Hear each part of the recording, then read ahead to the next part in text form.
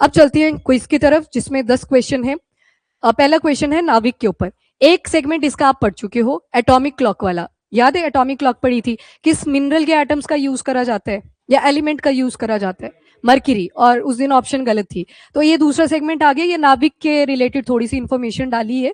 First बोल रहा है नाविक को लेके कि ये इंडिया का इंडिजिनस नेविगेशन सैटेलाइट सिस्टम है, पहली स्टेटमेंट। दूसरी स्टेटमेंट बोल रहा है एटलीस्ट 2 इंडिजिनस नेविगेशन सैटेलाइट्स होनी चाहिए ताकि नाविक सिस्टम पूरी तरह से ऑपरेशनल रहे। अभी सुन लो आगे। और नेविगेशन सर्विसेज ताकि पब्लिक और गवर्नमेंट एजेंसीज को प्रोवाइड करी जा सके। ये वाली गलत है या सही है? आपने करेक्ट बताना है। वन ओनली, चलो ठीक है, अभी आपने तो कमा लिया क्योंकि मेरे से थोड़े एक्सप्रेशन चेंज हो। फिर कितनी होनी चाहिए? 4 होनी चाहिए। 4 होनी चाहिए। 3 भेजी थी हमने जिसमें से एक पहुंच ही नहीं पाई थी, वो डिफंक्ट कर गई थी बीच में। पर 4 टोटल नेविगेशनल सैटेलाइट होनी चाहिए जो नाविक सिस्टम को पूरी तरह से ऑपरेशनल रखेंगी। तो इसका जो आंसर आएगा दैट इज 1 ओनली। ऑनलाइन आप भी आंसर करते चलेंगे, ठीक है। तो इसकी डिटेलिंग आगे, बाकी ये इसरो का ही था। स्टेटमेंट 1 यहाँ पे पूरी तरह से करेक्ट है। ये रीजनल नेविगेशनल सैटेलाइट सिस्टम है, ना सिर्फ इंडिया को नेविगेशनल पर्पज से हेल्प प्रोवाइड करेगा, पर जो साइड के रीजन है, साउथ ईस्टर्न एशियन कंट्रीज आ गई, उनका भी एरिया इसमें इंक्लूडेड है। तो ये नाविक आ गया। नाविक जो कि इंडिया का indigenous proper India navigation with Indian constellation है। कॉन्स्टिलेशन क्या रिप्रेजेंट कर रहा है? देखो कॉन्स्टिलेशन क्या बताता है? तारे, चलो तारे दिख गया आपको, मतलब कोई कॉन्स्टिलेशन ग्रुप को रिप्रेजेंट कर रहा है। हाँ वो भी है, बियर शेप का दिखता है, पर कॉन्स्टिलेशन क्या दिखा रहा है कि ग्रुप रहेगा प्रॉपर। तो आपने बोला ना एक ही सैटेलाइट है, वो यहीं से गलत हो जाएगी। कॉन्स्टिलेशन पहले ही दिखा रहे हैं एक से ज्यादा होंगे, तो यहाँ पे टोटल 4 हैं और तीसरे वाला यहाँ पे डिफंक्ट कर गया था। टोटल 4 होने चाहिए ताकि हर डायरेक्शन में नेविगेशन प्रोवाइड करी जा सके। अगला चलो, सूजल गांव आईडी, वो तो है पर ऑप्शन कुछ और है। यहाँ पे पहली बोल रही है कि यूनिक आइडेंटिफिकेशन नंबर है जो रूरल हाउस होल्ड को इशू करा जाएगा पाइप्ड वाटर सप्लाई के लिए। अगला बोल रहा है ये कोड है जो ग्राउंड वाटर एक्सट्रैक्शन विलेजेस के अंदर नोट डाउन करेगा। ये भी अब ठीक ही लगेगा फिर तो। अच्छा ये गलत है। फिर तीसरा बोल रहा है आइडेंटिफिकेशन नंबर है जो वाटर ट्रीटमेंट प्लांट्स को असाइन करा गया है और रूरल ड्रिंकिंग वाटर स्कीम्स के साथ इसको मर्ज करा है। अगला बोल रहा है ये scheme based unique digital identifier है जो कंप्लीट डिजिटल मैपिंग करेगा rural piped water supply asset का।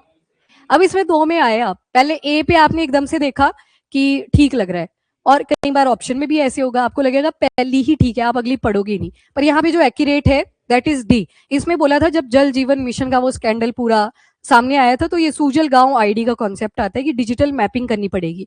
ये जो पाइपलाइन प्रोवाइड करी गई है वाटर की, कहाँ कहाँ पे है और कौन कौन से सप्लाई के एसेट है, जैसे टैंकर लगा होगा बीच में, तो उन सभी को डिजिटली मैप करा जाएगा। तो इसमें जो एक्यूरेट ऑप्शन है दैट इज ऑप्शन डी। बाकी ये जल जीवन मिशन के साथ ही एसोसिएटेड है। वो पूरा ग्राफ्ट केस वगैरह सामने आया था, तो उसके बाद आपने सूजल गांव आईडी के बारे में पढ़ा था, ठीक है। नेक्स्ट क्वेश्चन, क्लाइमेटिक कंडीशन पूछी है कि कल्टीवेशन ऑफ व्हीट के लिए सबसे सुटेबल कौन सी है। पहला बोल रहे कूल ग्रोइंग सीजन आपको चाहिए और सनशाइन ठीक ठाक होनी चाहिए व्हीट की कल्टीवेशन ड्यूरिंग राइपनिंग। अच्छा ठीक है। अगला बोल रहा है temperature of about 10 to 15 degree Celsius होना चाहिए सोइंग के टाइम पे, और temperature of about 21 to 26 degree होना चाहिए ड्यूरिंग राइपनिंग, और एनुअल रेनफॉल 150 सेंटीमीटर से एक्सीड होना है। चलो ठीक है, ये चौथे वाला गलत है। वैसे सुनो मेरी बात, यहाँ राइपनिंग की जगह पे कल्टीवेशन होना चाहिए था, कल्टीवेशन, क्योंकि राइपनिंग के टाइम पे तो समर आ रहा होता है, तो उस टाइम पे आपको इतनी ज्यादा ठंडी कंडीशन नहीं चाहिए होती। पर चलो as per the option 1, 2 and 3 आ जाएगा, ठीक है। और रेनफॉल तो बहुत ही कम चाहिए होता है, 50 to 75 सेंटीमीटर। अगर रेनफॉल ज्यादा होता है या तो वीट पूरी खराब हो जाती है या फंगल इन्फेक्शन का खतरा बढ़ जाता है। ओके, अगला क्वेश्चन बी कॉरिडोर को लेके है। पहला जो इनिशिएटिव लॉन्च करा है ये ministry of environment, forest and climate change ने करा है। अगला बोल रहा है ये ऑर्नामेंटल प्लांटेशन को नेटिव या नेक्टर रिच स्पीशी के साथ रिप्लेस करेगा। और ये जो कॉरिडोर है ये पॉलिनेटर को भी अट्रैक्ट करेगा, जैसे कि हनी बीज का एग्जाम्पल देखा था। पहला गलत, कौन सी थी? आपकी national highway authority of India थी, यानी कि ministry of road transport and highway. और दूसरा बिल्कुल ठीक है। अब बताओ मुझे, इंसेक्ट जब पॉलिनेशन करते हैं टर्म इज एंटमोफिली। फिली जहां पे भी आएगा पॉलिनेशन को दिखा रहा है। चींटियों की वजह से कौन सी थी? मरमैकोफिली। मलैकोफिली किसकी वजह से थी? ये स्नेल की वजह से थी, ठीक है। और ornithophily birds. Kharg island recently news में था, कोरल आइलैंड है पर्शियन गल्फ में, ये island exclusive economic zone of Qatar में लाया करता है, ये गलत हो जाएगा। किसके में आया था? ईरान। बाकी बंदरे जास्क ये किसका पार्ट है? ये ईरान का है। ओके, नेक्स्ट आता है आपका with reference to BRICS grouping consider the following statement. इसको भी शुरू करने से पहले जो 2026 की चेयरमैनशिप है किसके पास है? इंडिया। हम कंडक्ट करेंगे उसको, ठीक है। पहला स्टेटमेंट बोल रहा है कि इंडिया ने, ओहो इसमें लिखी थी ये, मैंने बोली थी। अब इंडिया होल्ड कर रहा है rotational residency in the grouping for 2026। अगला बोल रहा है ईरान और यूएई ने ब्रिक्स ग्रुपिंग को ज्वाइन कर लिया है as a full time member. अगला बोल रहा है decision with BRICS taken by majority voting, मतलब मेजॉरिटी वोटिंग के हिसाब से लेते हैं। अगला बोल रहा है न्यू डेवलपमेंट बैंक के हेडक्वार्टर है बीजिंग में। बताओ लास्ट वाला। शंघाई में है, ठीक है। ये हेडक्वार्टर गलत है, मेजॉरिटी वोटिंग थी। कंसेंसस तो नहीं सुना था? कंसेंसस भी बोला था आपने, मेजॉरिटी वोटिंग का नहीं था यहाँ पे, कंसेंसस का कॉन्सेप्ट था। कंसेंसस क्या था? तब तो मेजॉरिटी वोटिंग में क्या फर्क है? हाँ, कंसेंसस वोटिंग मैकेनिज्म ब्रिक्स के अंदर चलता है, मेजॉरिटी वोटिंग का नहीं है कि अगर मेजॉरिटी ने बोल दिया येस तो येस ही माना जाएगा। यहाँ पे सभी की फेवर उस पॉलिसी को लेके होनी चाहिए। तीसरा गलत। और दूसरा क्यों है गलत?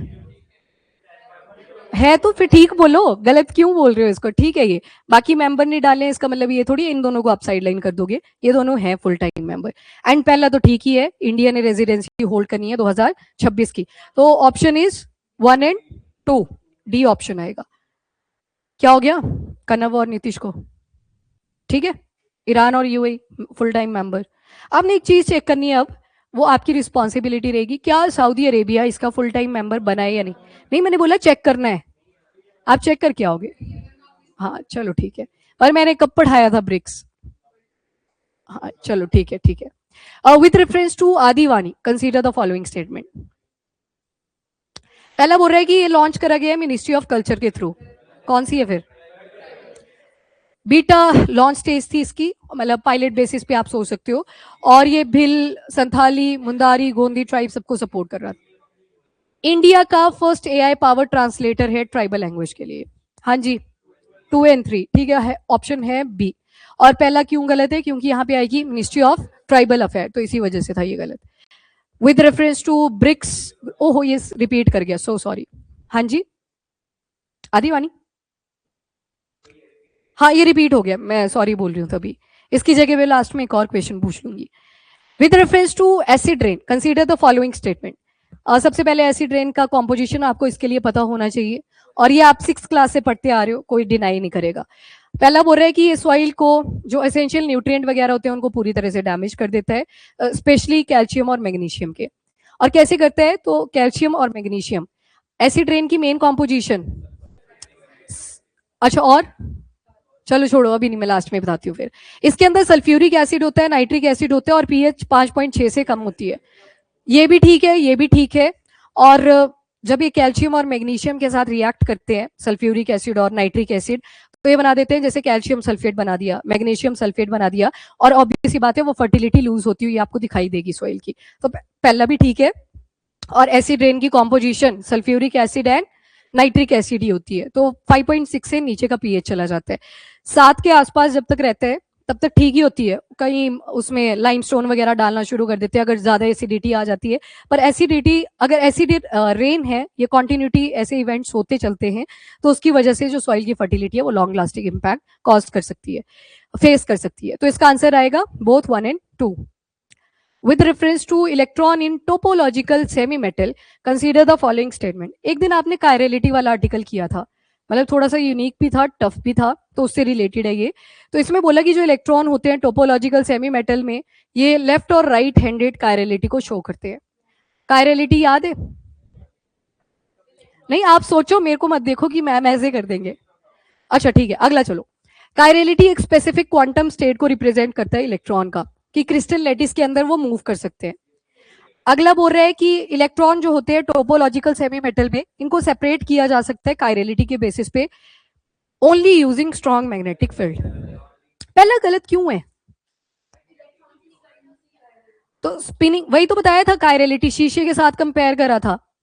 तो शीशा क्या दिखाता है आपको, लेफ्ट साइड बन जाती है राइट साइड, तो ये तो ठीक था बिल्कुल। कायरलिटी में यही तो देखते हो, आपकी left hand side becomes right hand side and vice versa. पहला बिल्कुल ठीक है, कायरलिटी लिखा हुआ है यहाँ पे बोर्ड। जब भी और स्पिन तो कर ही रहा है वो अप डाउन, वही वाली तो बाद में पता लगी कि कायरलिटी के बियॉन्ड भी स्पिनिंग कर सकता है। और जैसे क्वांटम फिजिक्स में आप देखते हो कि जहां पे न्यूटन के तीनों लॉ फेल हो जाते हैं, वहां से फिर क्वांटम टेक शुरू होती है, तो वही देखा था, तो पहला ठीक है। दूसरा तो ठीक है, क्रिस्टल लेटाइस आपने पढ़ा था, कौन से दो एलिमेंट का क्रिस्टल लेटिस था यहाँ पे? एक हिंट मैं देती हूँ, दूसरा आप याद करेंगे। पहला था पैलेडियम, दूसरा करो याद। एंड तीसरा बोल रहा है कि स्ट्रॉन्ग मैग्नेटिक फील्ड का यूज करना पड़ेगा। नहीं, जब आपने कायरलिटी पढ़ ली तो यही तो बोला कि वो जो बड़ा सा चैम्बर मैग्नेटिक फील्ड का आपको पहले चाहिए था, अब उसका यूज नहीं करना पड़ेगा, क्योंकि इलेक्ट्रॉन के अंदर तो ऑलरेडी वो टेंडेंसी है। तो यहाँ पे तीसरा गलत था, तो आंसर आ जाएगा आपका 1 एंड 2। यहां तक डन? ठीक है, एक क्वेश्चन पूछ लेती हूँ मैं आपसे, क्योंकि ये 9 ही हुए, तो उसके लिए जाना पड़ेगा मेरे को अपनी बुक के पास। ठीक है, आपने कुछ रिफाइनरीज पढ़ी, बहुत ज्यादा पढ़ी, और पोर्ट्स भी पढ़े।